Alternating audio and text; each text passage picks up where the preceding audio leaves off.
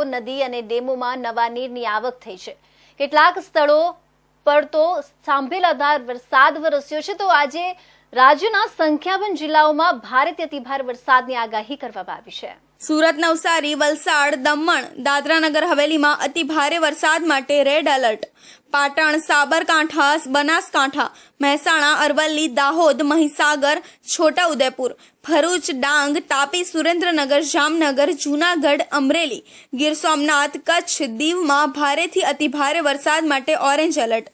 ગાંધીનગર, ખેડા, આણંદ, અમદાવાદ, પંચમહાલ, વડોદરા, નર્મદા, રાજકોટ, પોરબંદર, બોટાદમાં ભારે વરસાદ માટે યલો એલર્ટ। હવામાન ખાતાની આગાહીના પગલે વિવિધ ભાગોમાં રાહત અને બચાવની કામગીરીની સમીક્ષા કરવામાં આવી છે।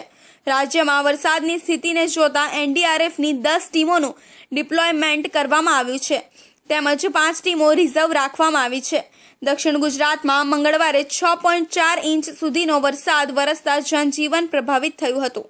નવસારીના ચીખલીમાં કાચા મકાનની દિવાલ તૂટી પડતા આધેડ દંપતીનું મોત થયું હતું, જ્યારે કામરેજમાં ખાડીમાં માછલી પકડવા ગયેલો આધેડ શ્રમજીવી ડૂબી ગયો હતો।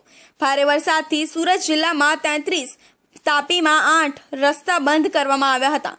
રાજ્યમાં છેલ્લા 24 કલાકમાં 178 તાલુકાઓમાં મેઘમહેર જોવા મળી, જેમાં સૌથી વધુ બનાસકાંઠાના લાખણી તાલુકામાં 11 ઇંચ વરસાદ નોંધાયો।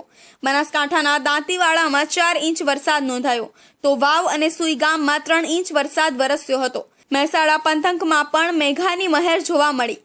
મહેસાણા બેચરાજીમાં 24 કલાકમાં 4.4 ઇંચ વરસાદ વરસ્યો।